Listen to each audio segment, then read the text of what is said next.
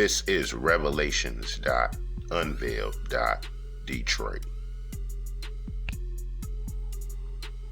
Super Predators of Hate, Part 4.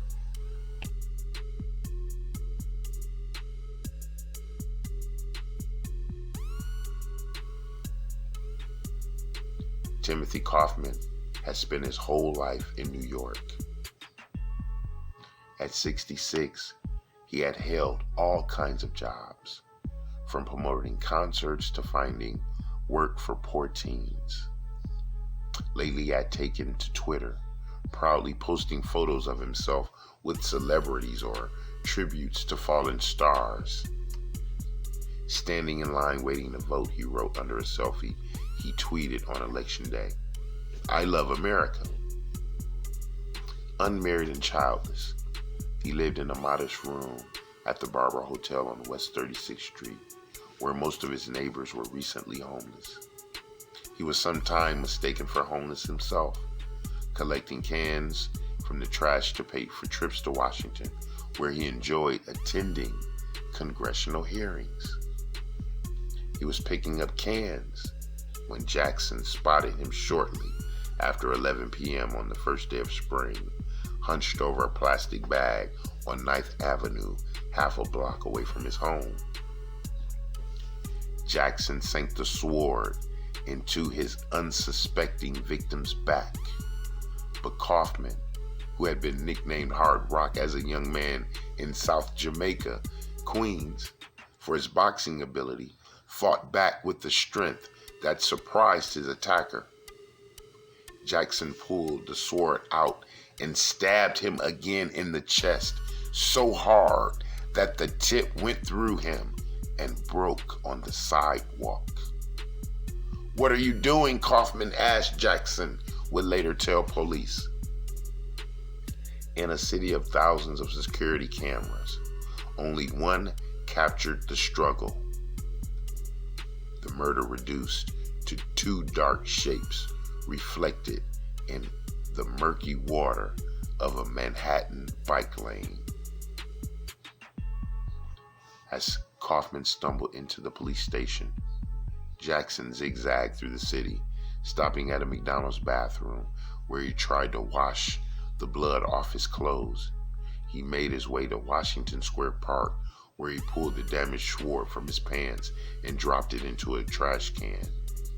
He slept for a few hours in Penn Station before Googling New York City stabbing and discovered surveillance photos of himself as a person of interest. As Jackson now roamed the now crowded morning streets, the knife still in his pocket, he messaged his family as if in Germany. "Such an awesome country," he texted his dad. "Feels like a second home." In an email to his older brother that afternoon, he complained that there were Muslims everywhere in the city centers before bringing up his marksmanship. "I'll be hitting the range soon, so we'll see if I'm still lethal," he said. "Love you, bro." He spent the afternoon in a public library where he read a book about ancient Greek government and the news about the murder. Then he wandered to a mall on the edge of Central Park. It was closing time, and he looked down from the top floor. He thought about leaping into the atrium, he would later tell police, but he couldn't bring himself to do it. Instead, he tried to muster the courage for the mass attack in Times Square. But as he stalked the neighborhood of neon lights and blinding billboards in search of interracial couples, he spotted so many that he became overwhelmed. It was just really demoralizing, he told investigators later. Maybe it's just too far gone. Police were gathering inside the Times Square substations to look for him when he approached the officer at the front door. He cleared his throat and told them the hunt was over. Detective Joseph Barbara took a seat across from Jackson in an interview room in the Midtown South precinct where Kaufman had stumbled 24 hours earlier. A second detective, Thomas Stick, sat to the side. Between them, the veteran officers had 50 years of experience investigating everything from mass shootings to child murders. But neither one of them had ever caught a case like this.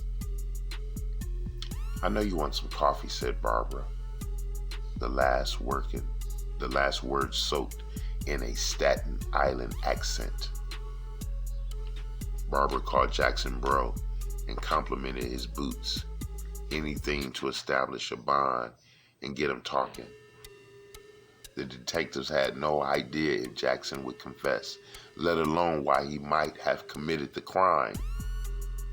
It was like a chess game, Barbara recalled later. After reading him his rights, Barbara asked if Jackson would be willing to answer some questions. "Yeah, let's see what happens." "Why not?" Jackson answered. "So you basically went to a substation," Barbara began. "What was that about?" "I saw a news article that said that I stabbed a guy and that he passed away," he replied matter-of-factly. When they asked him about his knives, he volunteered that he also had a Roman short sword, holding up his hand to show the size.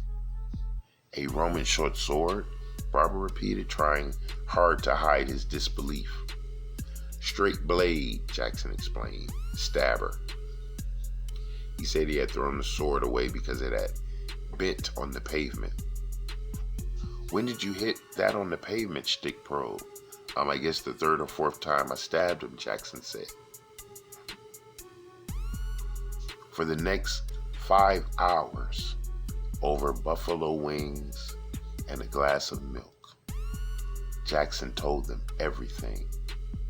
At one point, he jumped up from his seat to demonstrate how he had killed Kaufman, acting out his victim's part by putting up his hands to beg for mercy. "But after you did it, you didn't feel bad? You didn't feel guilty?" Barbara asked. "I felt very indifferent. Shockingly indifferent," he said. "I mean, it was just like taking out the trash almost." Though he called himself a Nazi and a domestic terrorist, he said he hoped being a seemingly normal-looking dude would make people think about what he had done. Jackson had chosen New York because it was the global capital of media, where an attack would command the most attention. His only regrets were that he had killed an old guy instead of successful black men in suits, the guys who can pull high-quality white women, and that he didn't launch his final killing rampage. "I should have gone for it," he muttered to himself when detectives left him alone during the break. "Could have been the champion, the champ." Jackson's arrest made front-page news across the country, but prosecutors were surprised at how quickly the story faded. The coverage of the case was not as extensive or as deep as I thought it would be, given all that was going on in America at the time. "And it's outrageous," said Manhattan District Attorney Cyrus R. Vance Jr., who charged Jackson with murder as a hate crime and murder as terrorism. He had come from ISIS and hunted Jews and then killed a Jewish man. I think there would have been much more attention if he did that.